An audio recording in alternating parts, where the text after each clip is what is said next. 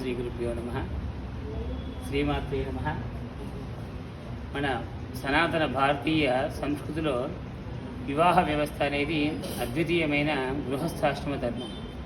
అట్లాంటి ధర్మాల్లో ముఖ్యమైనది ఈ యొక్క వివాహం అనేది చాలా ముఖ్యమైనది. ఈ కాలంలో కాలానుగుణంగా వివాహ వ్యవస్థలో చాలా మార్పులు చేరుకున్నాయి.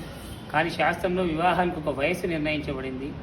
కానీ ఈ యొక్క కాలానుగుణంగా ఆ వివాహ వ్యవస్థలో మార్పులు ఎలా చోటు చేసుకున్నాయంటే, ఒక వయసు క్రమం దాటిపోయి ఒక వయసు దాటిపోయినప్పుడు వివాహాలు కాకుండా ఎంతోమంది ఆడపిల్లలు మగపిల్లలు మనం చాలా చూస్తున్నాం. మన ప్రాంతాల్లో కానీ మన బంధువుల్లో కానీ స్నేహితుల్లో కానీ 30 సంవత్సరాలు 32 సంవత్సరాల వివాహం కాకపోవడం మనం గమనిస్తూ ఉన్నాం.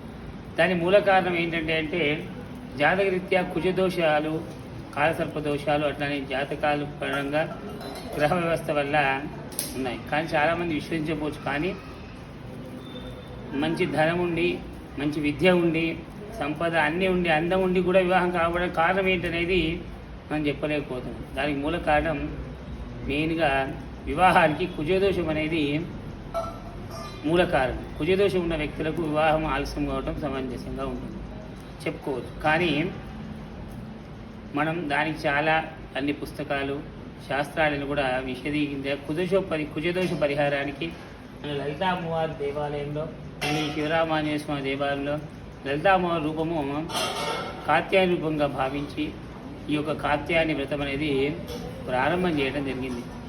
గత నాగుల చవితి రోజు పోయిన సంవత్సరం ఈ యొక్క వ్రతాన్ని ప్రారంభించాము. 7 వారాలు ఈ యొక్క వ్రతాన్ని ఆచరింపజేశాము. ఒక 20 మంది జంట ఆ యొక్క వివాహం కాని కన్యలు కానీ పురుషులు కానీ ఈ వ్రతంలో పాల్గొన్నారు. వాళ్ళందరికీ కూడా దాదాపు 10-12 మందికి వివాహాలు కూడా కంప్లీట్గా అయ్యాయి. మళ్ళీ నెక్స్ట్ బ్యాచ్ అనగా మొన్న గత 2 వారాల నుండి 2వ బ్యాచ్ కూడా కాత్యాయనితాలు ప్రారంభమయ్యాయి. ఎవరైనా కూడా ఈ యొక్క వ్రతాల్లో పాల్గొని, అనగా స్త్రీలు ఎవరైతే కన్యలు ఉంటారో వారు స్వయంగా ఈ వ్రతాన్ని పాల్గొనాలి. 7 వారాల పాటు ఈ వ్రతాన్ని ఆచరించాలి. పురుషులకు మాత్రం ఈ వ్రతం చేసే అవకాశం లేదు కాబట్టి పురుషులకు అంటే పుత్రుల కోసం అంటే తమ పిల్లల కోసం తల్లిదండ్రులు ఈ యొక్క వ్రతాల్లో పాల్గొని ఆ వ్రత ప్రసాదాన్ని, వ్రత ప్రభావాన్ని, ఫలితాన్ని వాళ్ళకు అందయింపజేయవచ్చు. సంకల్పం మీరు తీసుకొని వ్రతం చేయవచ్చు. ఈ యొక్క వ్రతాన్ని ప్రతి మంగళవారం నాడు సాయంత్రం 5:30 ప్రారంభం చేయడం జరుగుతుంది. గుళ్ళోని సామాగ్రి కూడా లభిస్తాయి. మా టెంపుల్ గ్రూప్ ఒకటి ఉంది, ఆ గ్రూప్లో మీరు జాయిన్ కండి. ఈ యొక్క వ్రత విశేషాలు, వ్రతం ఎలా చేసుకోవాలని కూడా మీకు వినిపించడం జరుగుతుంది. అలాగే ప్రతి నెల ఈ యొక్క దేవాలయంలో జరిగే ఉత్సవాలు, మన దేవాలయంలో ముఖ్యంగా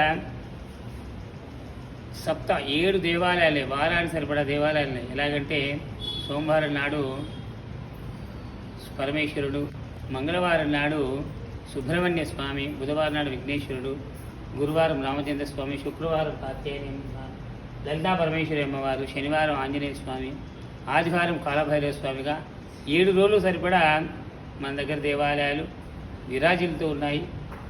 ఈ యొక్క దేవాలయంలో ముఖ్యంగా మేము చెప్పేది ఏంటంటే, వివాహం కోరబోయే వాళ్ళు, వివాహం సమస్యలు ఉన్న వాళ్ళు తప్పకుండా ఈ యొక్క కాత్యాయనిలో పాల్గొనండి. తొందరగా కుజదోష ఫలితాన్ని అతి తక్కువ సమయంలో కుజదోష పరిహారం చేసుకోండి. అమ్మవారి అనుగ్రహాన్ని పొందవలసిందిగా కోరుతున్నాను.